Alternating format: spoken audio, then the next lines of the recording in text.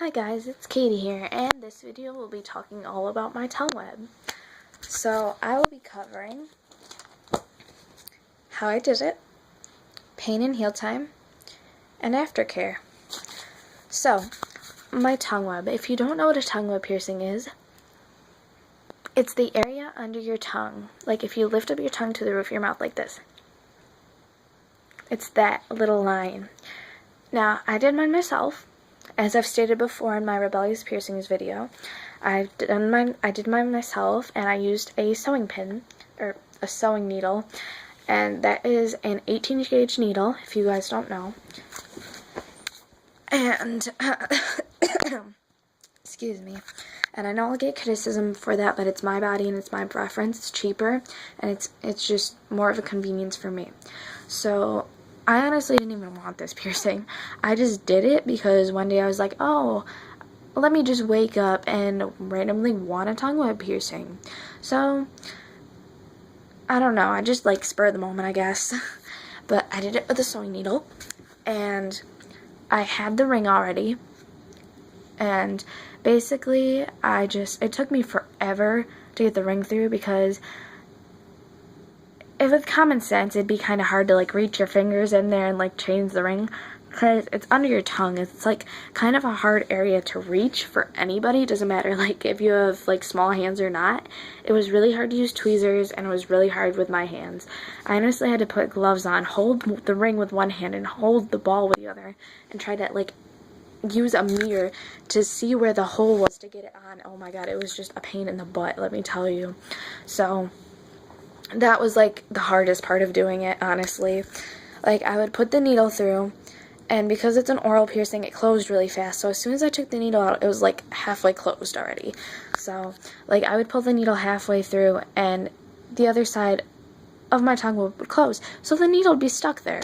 So I'm just like, oh my god, through like the whole process. So I would have to like rip it through the other side, like not rip it, but like pull it through the other side to get it out, and then re-pierce it again. So I ended up piercing it with a sewing needle, and then, as with my smiley, I gauged it to a 16, and at one point I finally got the ring through. I used my hands and like stuck my tongue out as far as I could with the needle through, and I managed to get the ring through.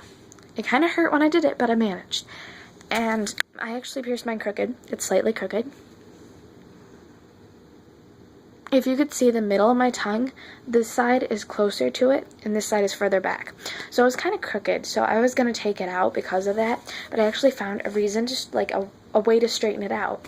So my friend actually has a like tongue ring, just a standard silver tongue ring, and she gave it to me, and I put it in my tongue web, and you have to be really careful because it's like really long. So when you're eating, you have to be careful not to bite it or rip it out or anything.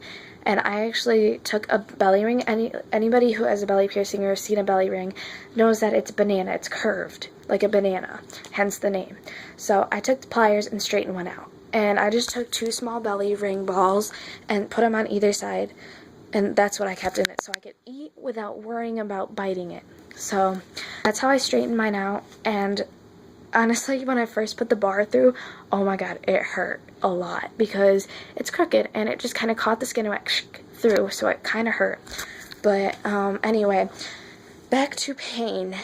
It did hurt piercing it and piercing it and piercing it. I had to pierce it like 6 times, and yeah, that's a lot, and that's why I advise you to go to a professional. So, but make sure the professional knows what they're doing, because I've seen a lot of people who go to a professional who doesn't even know what a tongue web piercing is. So make sure you guys, if you go get your tongue web done, go to a professional who knows what the piercing is. So that's kind of one reason I just randomly decided to do it, because I knew what I was doing. I did research. If you're going to get any piercing, always do research first. I did research. I made sure I had the materials to do it. I got an ice cube firstly, because after the first time I pierced it and it closed on one side and I had to re-pierce it, I put ice on the other side. And I re-pierced it again and again and again. And the ice really helped, honestly, because it hurt after a while. It started to hurt really bad. But that's just me, because I had to re-pierce and re-pierce and re-pierce. So definitely advise you to go to a professional, unless you actually know how to get the ring like through the first time after putting an 18 gauge trying to get a 16 gauge through. So it was kind of tricky for me personally, but for you it might be different. That's why I definitely advise you to go to a professional. So, but for pain, it definitely hurt for me piercing it, as I just said. I had to re-pierce it a lot. So, and putting the ring through, the first time I put the ring through, I have always put in horseshoe rings, which are the ones that are curved like a horseshoe, hence the name. So, and that, like, it popped through. It didn't really hurt. Like, it was like literally if someone pinched your arm. That's how it felt. So it really didn't hurt. For anybody who gets it professionally done, the piercing doesn't hurt.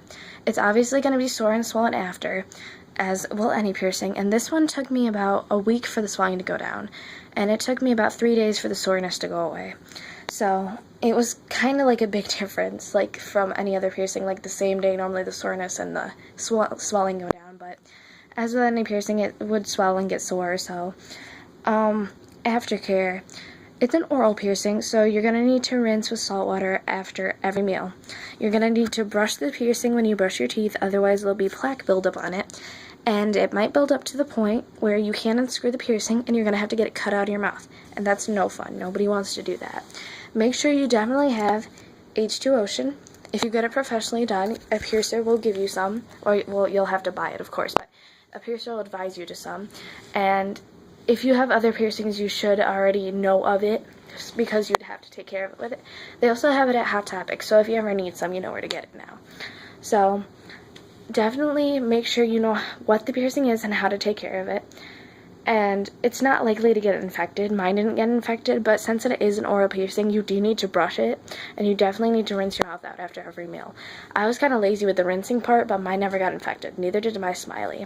And I don't really think it's likely for oral piercings like a smiley and a tongue rub to get infected, but that's just me personally. Mine didn't get infected, so.